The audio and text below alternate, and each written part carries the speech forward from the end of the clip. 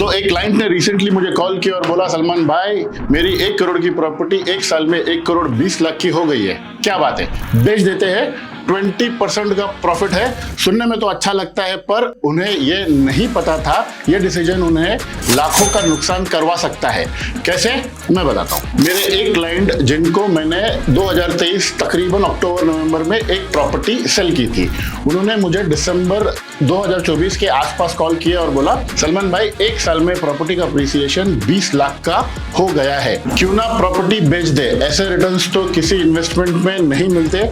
उन्हें लगा क्या प्रॉपर्टी ली है, 1 साल में 20% का रिटर्न्स दे दिया, लेकिन मैंने उन्हें याद दिलाया कि प्रॉपर्टी के पोजीशन को अभी भी 8 महीना बाकी है। जब मैंने उन्हें डिटेल में समझाया तब उन्हें समझ आया कि ये स्टोरी इतनी सिंपल नहीं है। मैंने उनको समझाया कि आपको प्रॉफिट काफी लग रहा है, लेकिन जब आप अंडर कंस्ट्रक्शन प्रॉपर्टी को रीसेल करने का सोचते हो तो कुछ रिस्क होते हैं जो आपको आइडिया ही नहीं होता। मेरे इस क्लाइंट की तरह बहुत से लोग ये नहीं जानते प्रॉपर्टी में कब एंटर करना चाहिए और कब एग्जिट लेनी चाहिए। जैसे ये क्लाइंट अंडर कंस्ट्रक्शन प्रॉपर्टी को बेचने का सोच रहे हैं एंड उन्हें पता ही नहीं कि महारेरा के गाइडलाइंस के हिसाब से अंडर कंस्ट्रक्शन प्रॉपर्टी का रीसेल अलाउड ही नहीं है।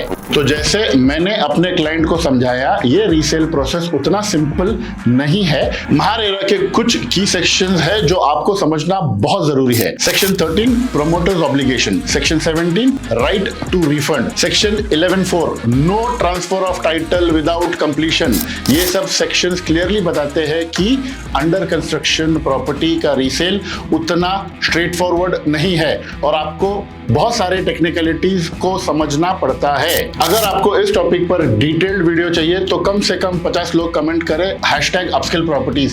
जैसे ही ये कमेंट काउंट अचीव होगा, मैं एक फुल डिटेल्ड वीडियो बनाने वाला हूं जिसमें हर एक टेक्निकल डिटेल को समझाऊंगा। कमिंग बैक टू टॉपिक, ये प्रोसेस थोड़ा कॉम्प्लिकेटेड होता है। अगर आप अंडर कंस्ट्रक्शन प्रॉपर्टी को सेल करना चाहते हैं तो सबसे पहले आपको अपना अग्रीमेंट बिल्डर के साथ कैंसिल करना होगा और ये कैंसिलेशन फ्री नहीं होता। बिल्डर आपके एग्रीमेंट वैल्यू का 2% तक डिडक्ट कर सकता है। अगर आप 1 करोड़ की प्रॉपर्टी सेल कर रहे हो तो आपको 2 लाख का नुकसान सिर्फ कैंसिलेशन चार्जेस के नाम पे हो सकता है। एक और बात, जब आपको लगता है कि बिल्डर आपकी प्रॉपर्टी को वही प्राइस पर बेचेगा जो आपने पे किया था, तो ऐसा नहीं है।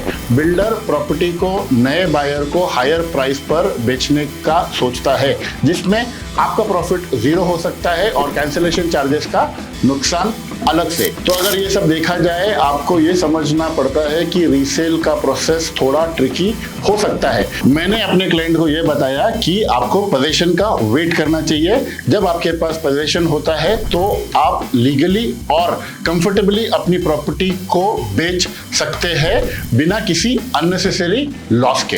अगर आप भी अंडर कंस्ट्रक्शन प्रॉपर्टी में इन्वेस्ट कर रहे हो या फिर सोच रहे हो कि अंडर कंस्ट्रक्शन प्रॉपर्टी को रीसेल कर दे, तो ये चीजें जरूर ध्यान में रखिए, पेशेंस रखिए, पोजीशन तक का वेट करें और फिर रीसेल करने का सोचें। इससे आप अपना प्रॉफिट मैक्सिमाइज कर सकते हो और अनवांटेड लॉसेस से बच सकते हो।